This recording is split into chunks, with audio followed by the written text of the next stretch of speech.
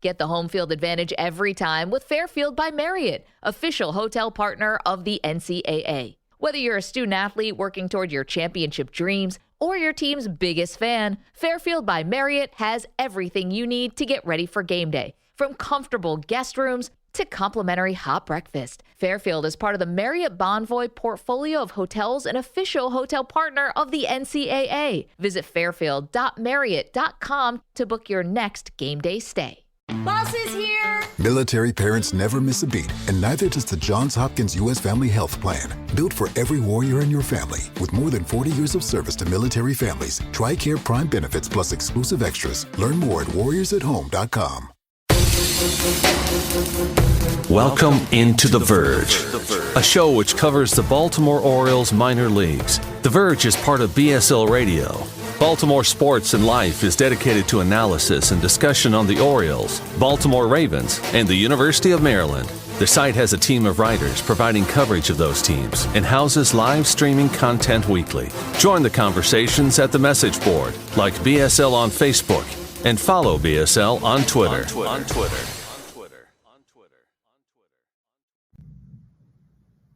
Want to make a podcast? Spotify's got a platform that lets you make one super easily, then distribute it everywhere and even earn money, all in one place for free. It's called Spotify for Podcasters, and here's how it works. Spotify for Podcasters lets you record and edit podcasts right from your phone or computer, so no matter what your setup is like, you can start creating today. Then you can distribute your podcast to Spotify and everywhere else podcasts are heard. Video podcasts are also available on Spotify. With Spotify for Podcasters, you can earn money in a variety of ways, including ads and podcast subscriptions. And best of all, it's totally free with no catch. Ever since we discovered Spotify for Podcasters, we feel like having options like video podcasts and Q&A lets us be more creative on another level.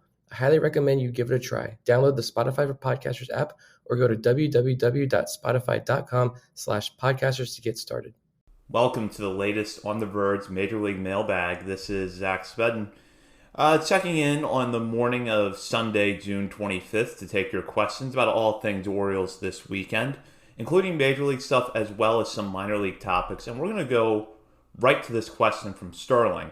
Now that Cedric Mullins is back, should he resume his role as leadoff hitter or should it be Gunnar Henderson? And then as a follow-up question, Sterling wants to know, fully healthy, what is the Orioles starting nine right now? I was impressed by what Gunnar did in the leadoff spot, and we've known since his time in the minor leagues that he's capable of hitting out of the leadoff spot and doing the things you want a leadoff hitter to do, which is see a lot of pitches, work the pitcher hard up front, and he does have that power, which is a nice thing. With that said, I'm going with what has gotten the Orioles to this point, which has been Mullins out of that leadoff spot. We saw what he was doing this year, and while it was maybe not on the pace of his 30-30 season from a few years ago, it was still a big step forward from his production last year. I'm going to stick with him in the leadoff spot, occasionally move Gunnar up there. He would probably be my number two now behind Mullins, but I'm going to stick with Mullins in the leadoff spot. And then as for the starting nine, I think things are pretty much fixed as they stand for the most part. When healthy, Ryan Mountcastle's probably back at first base. You have Adley Rutschman behind the plate. Second base, I think you're going to continue to see a mix and match with Ramon Urias and Adam Frazier. Third base, you're going to have a mix and match again of Gunnar Henderson and Ramon Urias. And then at shortstop, you probably have Henderson and Mateo.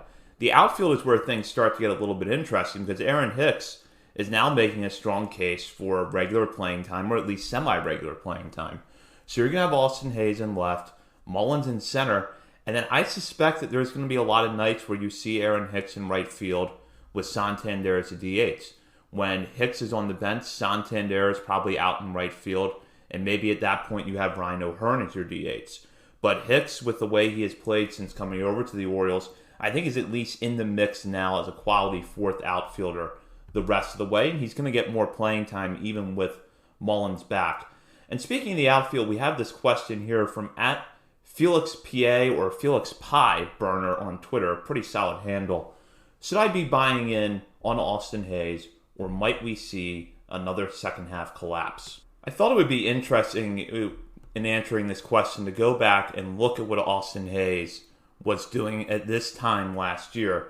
Now, as a quick recap, Hayes last year hit 270 with a 779 OPS in the first half of the season, and then in the second half completely bottomed out by batting 220 with a 626 OPS in 60 games played.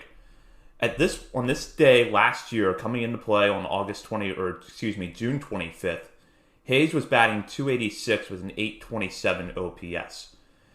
At the same point this year, he's hitting 318 with an 866 OPS. His plate approach really has not changed that much. He is an aggressive hitter. He's always going to be an aggressive hitter. He's always going to walk at a rate that is lower than what I think most of us would like. Right now, he has a 5.8% walk rate, which is the exact same mark that he finished with last year. Now, he has a batting average on balls in play of 395 at this point. Last year at this time, the batting average on balls in play was 321. You look at a batting average on balls in play that's in the 380s, it's not going to be that sustainable over the course of the year. But one thing that Hayes is doing better this year is he's made those swing adjustments that Andy Koska talked about on our show a few months ago that were designed to generate a little more loft and a little more power. And he's been hitting the ball hard this year.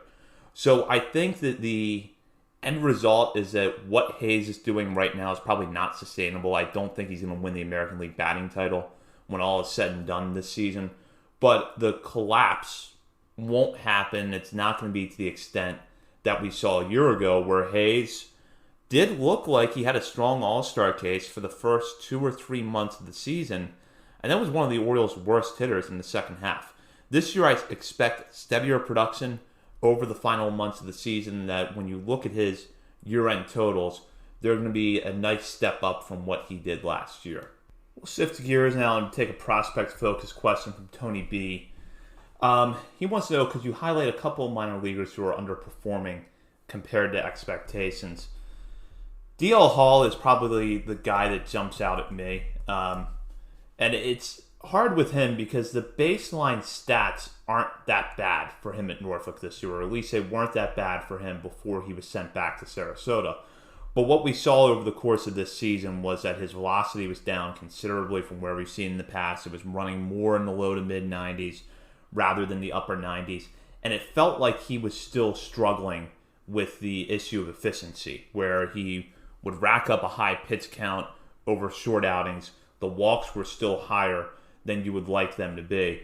The best hope for Hall now is probably that he's able to go down to Sarasota, ramp up his velocity a little bit, get back to the point where he's fully healthy, and then maybe we see him in the bullpen later this year. And honestly, if he can just recover and get back to Norfolk and pitch well in relief there, I'll feel like part of his season was salvaged a little bit. He doesn't have to get all the way to the major leagues for me to feel like, his season wasn't somehow salvaged after his initial struggles. If you want to go past him, Frederick Bencosme's numbers have not been what I would have expected them to be at Aberdeen this year. But one reason that I'm not going to label him a disappointment, well, really two reasons that I wouldn't label him a disappointment just yet, are that he's still just 20 years old and he actually won't turn 21 until Christmas Day. And his walk to strikeout numbers are about where you would want them to be. 13% walk rate compared to a 16% strikeout rate through his first 56 games. Now, he is hitting 230 in that stretch. He has a WRC plus of just 83. So you feel like he needs to step up his production a little bit here, which he does. And one problem that I think has popped up for him this year is that he's hitting the ball on the ground a little bit more than he did at the end of his time at Aberdeen last year, and his line drive rate has come down. When he was so successful at Delmarva last year, he posted a line drive rate of 22.3%. Over a small sample size at Aberdeen late in the year, that number checked in at 22.2%. This year it's down to 17.8%. So that's something that he's got to work on a little bit, but because the walk to strikeout numbers are about where you would want them to be, I'm hopeful that he'll rebound over the next few months and put up a solid year at Aberdeen. We'll go now to this question from Kevin Brown, which is, could we see an overhaul at middle relief with multiple poor performances out of the Orioles bullpen, either by trade or call-ups? You are going to see an overhaul at some point because I think in an ideal scenario, the Orioles will be able to get Michael Gibbons and Dylan Tate back to some version of themselves. Those are two guys that they were counting on coming into this year. Certainly were counting on Gibbons. Tate, we knew with the forearm issue, was going to be, a little dicey in terms of how much you could count on him. But the Orioles were expecting more than what they've gotten out of Gibbons so far. Hopefully those two guys are healthy and able to produce at some level over the summer, and the Orioles can re-add them into the middle relief mix. As for an overhaul, yeah, I do think you're going to see an overhaul in other areas. I would like to see Eduardo Bizzardo get a shot at some point. He has pitched really well down in Norfolk. He looked good for the Orioles in spring training. Darwinzon Hernandez feels like a possible breakout candidate, and one of those guys who could be successful if he throws strikes more consistently than he has during his previous call-ups in the major leagues. Wanderson Charles just got to AAA, so I don't know how realistic it is to expect him to enter the bullpen mix this season, but he has been lights out over the course of this year, and it feels like whatever adjustments the Orioles have made with him since he came over from the A's are really working. Now, I would like to see the Orioles do that before the trade deadline so we know whether or not they have to go get bullpen help. Trading for relievers at the deadline is never ideal in my opinion because you always are going to overpay.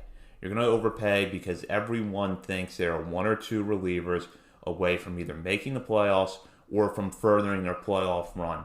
So that's going to drive up the demand for relievers, especially in what looks like it's going to be a seller's market at the deadline, which is something I'm going to talk about in a little bit more length later on in this episode. But I would like to see the Orioles incorporate some different options, see how those pitchers perform, and then know going into the deadline, do they really need to target a reliever? Can they get one or two decent middle relievers, either it's a throw-in in a larger trade or in a smaller move that isn't going to cost them a lot in terms of prospect depth? That's where the Orioles should be focused right now, and I suspect this front office is not going to want to go out and move for a reliever at a premium price. We have a lot of trade deadline related questions, so I thought that the one that was good to start with is this question from Tony, a member of our Patreon community. Tony wants to know if MLB announced they were moving to trade deadline, would you prefer an earlier date or a later date? For the purpose of this year, I would prefer a later date. Move it back maybe 2 weeks into the middle of August, because what we're seeing right now is that you have enough teams in the mix that could compete for a wild card spot and could be buyers. You also have two divisions that are fairly weak in the AL Central and the NL Central, where you have teams that are under 500 that are still kind of in the playoff picture. So you look, for instance, Cleveland comes in today at 37-39. You would think that they would be sellers, yet they're only one game behind Minnesota. Detroit is currently 9 under 500, yet they're only 4.5 out. You have Milwaukee, who's only 2 above 500 in the NL Central, and they're only a game and a half back of the Reds. So you have a lot of teams that, on paper, in most years, would be seen as sellers at this point, yet they're still in the playoff picture. And I don't know that we're really going to sort that out over the next 5 weeks. However, you add a couple of weeks in, and maybe a team that doesn't have that good of a July gets off to a slow start in August and decides to sell. So that would really clarify some things, and I think neutralize it a little bit, that you don't have the situation that you're heading for right now, which is a lot of teams that are really bad, clearly should sell, but yet they don't have a lot on their major league roster that is worth moving. So the end result right now would be that the Royals would probably get a premium return for someone like Aroldis Chapman, who is pitching well this year but shouldn't command that large of a return. This would also help the Cardinals. Are they going to move Jack Flaherty, who's going to be a free agent at the end of this year? Normally, I don't know that Flaherty would draw that much, but if you don't have that broad of a market at the trade deadline, someone could very well overpay for Flaherty. So moving the deadline back a couple of weeks, I feel like would sort that out a little bit. Now, in different years, I might say you could move it up a little bit, but I would definitely move it back this year. And one other advantage would be that you would get it a little bit further away from the draft, and you'd get it a little bit further away from that and have front office really be able to have a little bit of breathing room, a little more breathing room between the trade deadline and the draft, and you would also allow what we're seeing across baseball right now to sort itself out a little more over a couple more weeks. We'll go to this question now from Ben. Sort of prospect focused, but also major league focused, which is which players and prospects have changed your perceptions the most since the start of the season? Particularly curious for your thoughts on Westburg, Calzer, Mayo, and Ortiz. Have your views on them as potential parts of the O's future or as trade chips evolved since the offseason? You could throw in guys like Terrin Vavra and Kyle Stowers as well. I would say that overall, if there was a player whose perception, maybe in terms of their future value, I've changed the most on, it would probably be Calzer and Mayo. Because Calzer, I think we're seeing a little bit better balance this year between the strikeouts and the power, which was something he struggled with last year. This year, he's brought those things into a little bit better balance, and it's easier now for me to see him being a 25 home run bat in his best year in the majors without a really high strikeout rate. Whereas Mayo, who I'm going to talk about a little bit more later on, is just having such a good year at Bowie that you feel like offensively the sky could be the limit for him. And you really want to see what he's able to do once he gets to the major leagues, especially because I think there's some versatility defensively that the Orioles really have not tapped into yet. Westburg and Ortiz, I think both of them are going to be solid major leaguers for a long time. I feel better about the chances of Ortiz being a starter at the major league level because his improvements offensively that he's shown over the last 2 seasons really do appear to be sustainable. Vavra, I see him basically being exactly the same as I saw him before, which is a high floor utility guy. Stowers, I still think could be a useful middle to bottom of the order bat somewhere in the majors, but I don't think it's going to be with the Orioles. So I see him as more of a trade chip. If he can get healthy and get regular at bats in Norfolk before the deadline, maybe he moves, and maybe you don't even need that. Maybe you have a team out there that likes Stowers enough that they would take a shot on him. And honestly, it wouldn't hurt. Athletic guy, could hit for power. If you're a rebuilding team, having him as an option in right field for you over the next couple of years, just to see if you could iron out some of the things he struggles with, like the strikeouts, or he could struggle with, and see if you could make him at least a serviceable everyday option while you rebuild. Or maybe he turns into a quality everyday major leaguer. But I feel like Stowers probably is more of a trade chip at this point. And that goes now to a question from Mark, which is, apart from Jackson Holliday, which 2 prospect-eligible guys are absolutely untouchable for you? This is a great question and one that I could go in a lot of different directions with. For the reasons I just mentioned, Kobe Mayo is kind of veering into that untouchable conversation because you're now seeing a possibly elite middle-of-the-order bat who could be at least a solid everyday third baseman defensively, but could also shift out to right field, which is something I want to see more of. I want to get a better sense of how he would perform out there. And while it would be a waste of his arm, he could also play first base.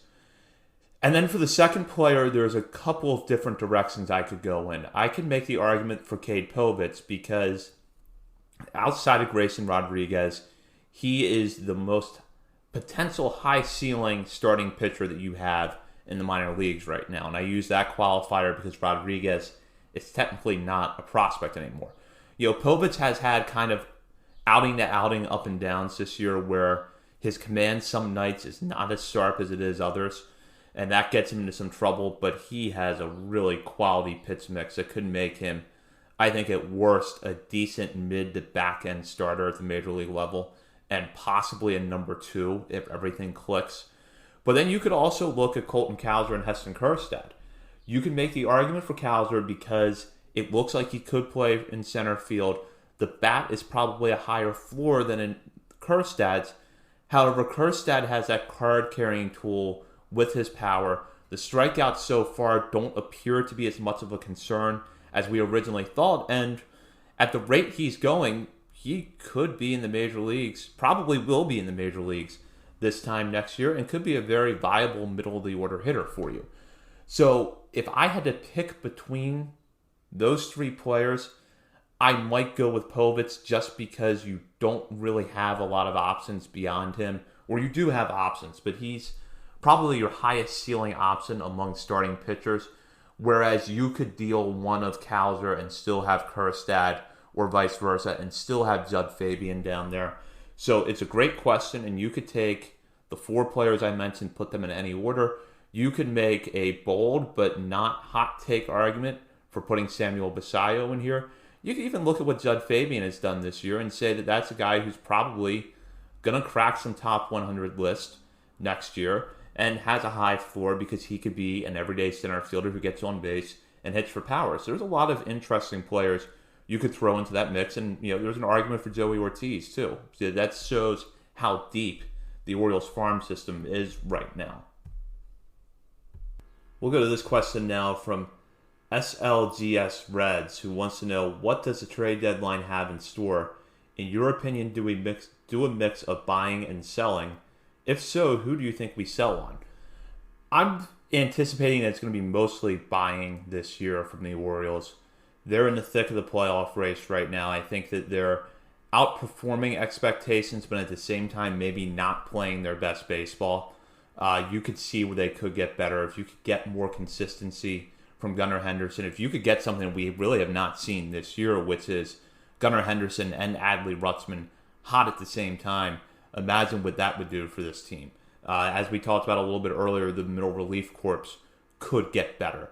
The starting pitching, I think, has settled into sort of a happy medium where you're going to, it's not flawless, but at the same time, your starters are giving you serviceable outings more often than not. With that said, we know that that's an area where the Orioles can do better. So you could look for them to possibly acquire starting pitching help, maybe the bullpen, but for the reasons I discussed a little bit earlier, I'm a little more skeptical of that. And then if they decide to pursue a bat, maybe they go for another outfielder, or they look around the infield, which brings me to my next point, which is that if they do sell, it's probably going to be one of the veteran infielders, more likely Jorge Mateo or Ramon Arias, because they could bring something back for you of value, more than what you're going to get out of Adam Frazier, who's eligible for free agency at the end of this year and has not played as well as I think you would have hoped. He's had his moments and certainly looked capable, but a lot of ups and downs with him this year.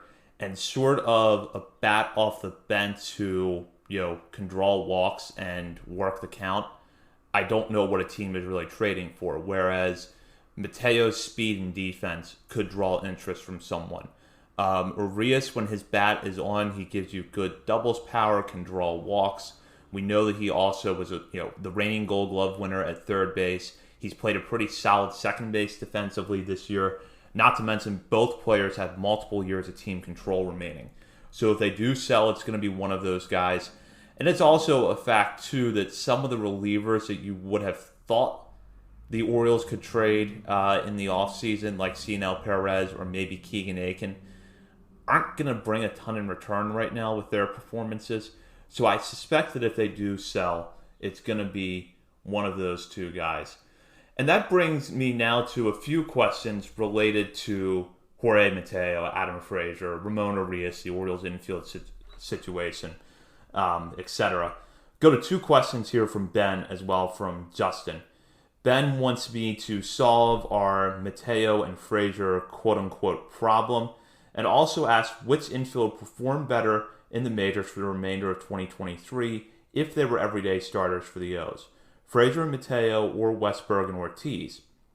And then Justin wants to know, I know we talk about it all the time, but do you have any insight to the reason that Ortiz, who is a defensive whiz, is on the bench when Mateo is struggling? That question's kind of hard for me to answer, and the reason for that is that I actually thought in his two previous call-ups to the major leagues this year, the Orioles were fairly aggressive with Ortiz. They were giving him some starts at second base, letting him play shortstop, and I felt like for the most part he was delivering about what you could have expected, playing good defense. He was hitting the ball hard. It looked like he was driving the ball in the air a little bit more towards the end of his most recent call-up. So I thought that the Orioles were kind of going the opposite direction of Kyle Stowers, where they brought Stowers up and didn't use him a whole lot, where with Ortiz, they actually were going to put him in. This time around, that hasn't been the case. And I don't know what that is. The only two things I could draw on are maybe that they feel like Mateo is closer to getting out of his slump than what is meeting the eye test right now. And then a mixture of wanting to get Ramon Urias consistent at bats to see if he can settle in at the plate. And then the fact that Ortiz had been on the IL at Norfolk for a little while before his most recent call-up. Maybe they feel like he's a little bit cold in that sense, but then in that way, I don't know why you would bring him up other than the fact he's on the 40-man. So it's a hard question to answer. I'm sure there is some rationale behind it, but not one that I can easily pinpoint. As for Ben's questions, the Mateo and Frazier problem, that probably only solves itself, and I'm guessing by solve, Ben wants to know if I would put Jordan Westburg in place of one of those two guys. Performance-wise, that move has merits that speak for itself. My guess is that if the Orioles make a change, both of those guys are probably relegated to the bench a little bit more. In fact, I feel like we are already starting to see Mateo relegated to the bench a little bit more. And Aaron Hicks also plays a part in this, because if Hicks continues to hit well, he probably is a better defensive right fielder than Anthony Santander, which means that Santander is going to DH more, which also means that Gunnar Henderson is going to play in the infield more. So Mateo could be on the bench more often at that point. Frazier, I don't know if he has a longer leash because he was brought in as a free agent and because he has made some improvements offensively this year, at least in terms of his power production. But I don't know if you can stick with him the rest of the way at second base and keep winning unless it gets to the point where the rest of your lineup is doing so well that you could have Frazier hitting 238 to 240 as your number 9 hitter and feel like you can get away with it. As for which infield would perform better for the remainder of 2023 if they were everyday starters, Westburg and Ortiz have the higher ceiling, but Frazier and Mateo, you know what you're getting. The one concern I have with Westburg is actually not so much the power, which is something that's brought up a lot. You know, the fact that he's a dead pool hitter who's not going to hit as many home runs at Camden Yards as he has at Harbor Park.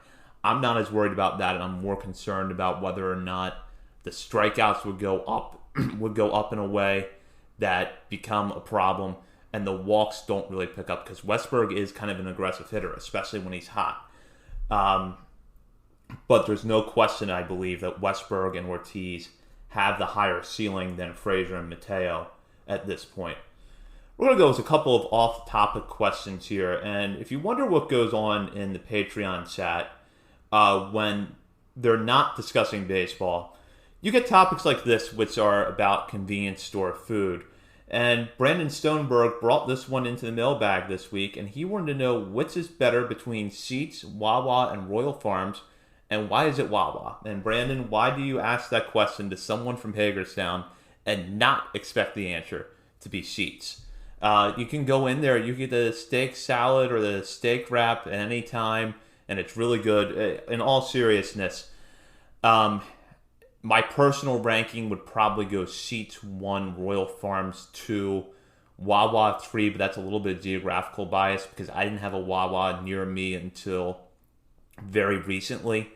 What I will say, though, is a shout out to Wawa. As someone who has a car where the tire will have low air pressure for no apparent reason whatsoever, Wawa has really high quality free air pumps at their gas stations, at least at the station that is closest to me here in Baltimore City. So I give them a lot of credit for that one. In that respect, I would put them ahead of Seats and ahead of Royal Farms, where I have to say the air pump service has been a little spotty over the years.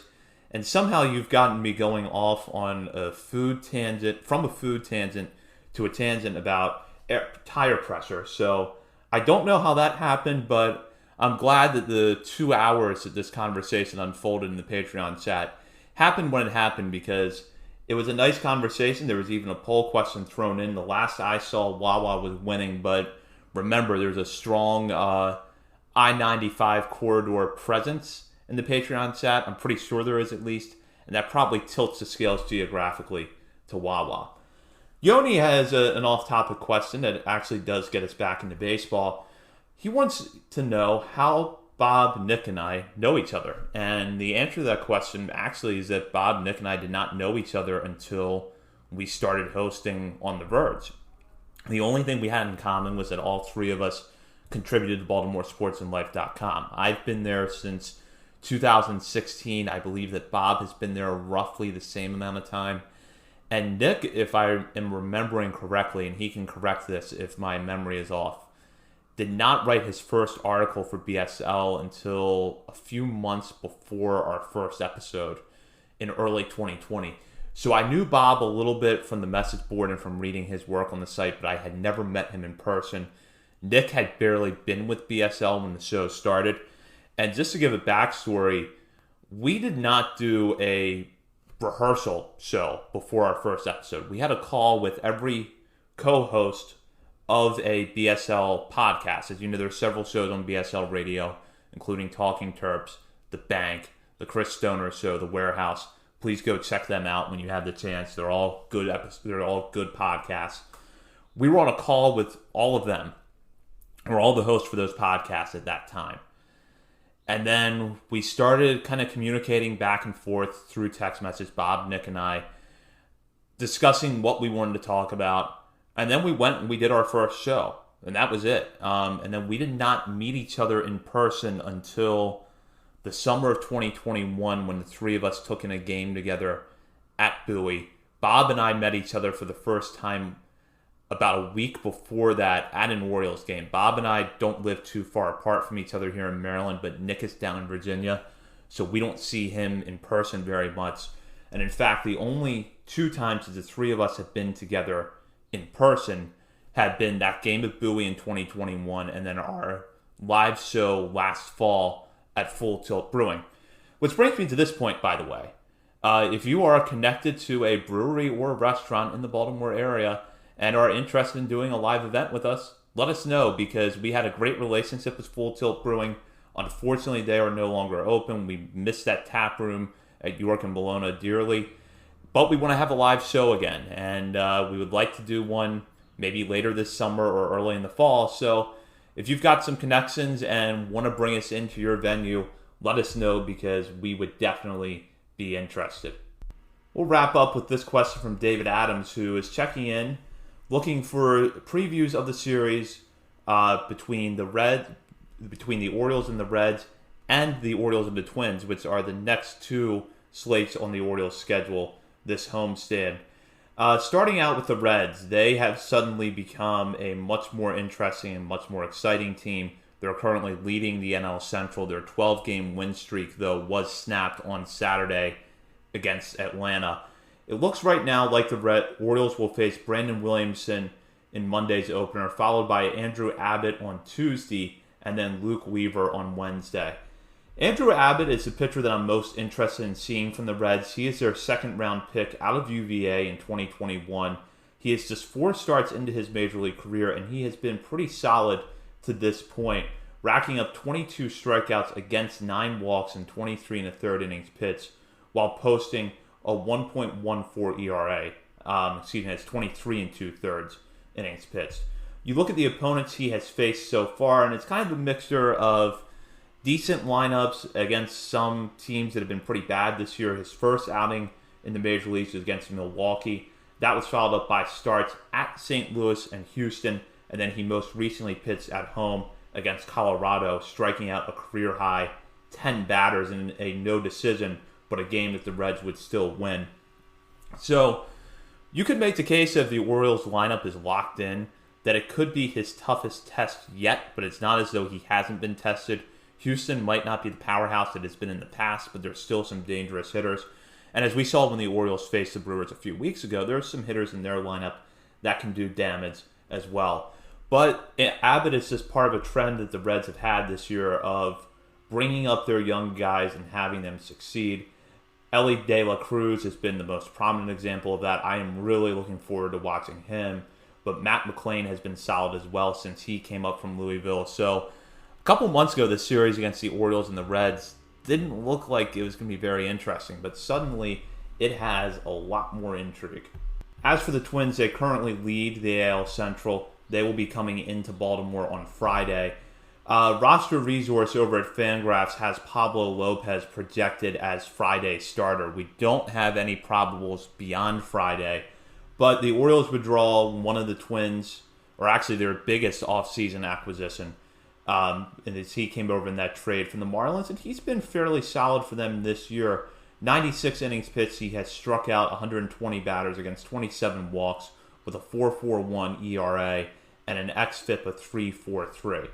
The Twins lineup is interesting to say the least. They're currently fourth in the American League with 102 home runs, but they also lead the league in strikeouts at 799, ahead of the second place A's at 735. That total also leads all of baseball right now. So the Twins, a lot of guys in that lineup who are going to strike out, but they've also are capable of hitting the long ball. The only teams right now that place ahead of the Twins in terms of home runs are the Rays at 122, followed by the Angels at 115, and then the Yankees at 112. The team OPS for the Twins this season is at 96. That's 4 ticks below the league average. By comparison, the Orioles OPS plus is at 107, which is 7 notches above the league average. Overall, I think that kind of reflects where the Twins are, which is they're a 500 team where you could see some real variances over the next couple of months. Either they get hot and run away with that division and go into the playoffs at least looking like they could win a series, or they do what they did last year and really fade to the pack in the second half, and suddenly that division becomes, winnable for a team like the Guardians or maybe even the Tigers. We'll see how things go, but I think that's going to be an interesting matchup next weekend. It's also going to be fun to see what Yennier Cano does against his old team when he gets the opportunity to come out of the bullpen, hopefully in a situation where the Orioles are leading next weekend. And with that, that's going to wrap up this week's mailbag. Bob, Nick, and I will be on the air Monday night. We're going to talk about the Norfolk Tides clinching a playoff spot and dive into a little bit of draft coverage as well, so you aren't going to want to miss that. In the meantime, thank you as always for your excellent questions. Keep them coming each week as we dive into our Major League Mailbag. Thank you to listening to this edition of our Major League Mailbag. That'll do it for this week's episode of On the Verge. Be sure to check out our Patreon page where you can help show your support for the show and get bonus content, including monthly top 50 updates to our prospect list and daily game recaps during the season, and much, much more.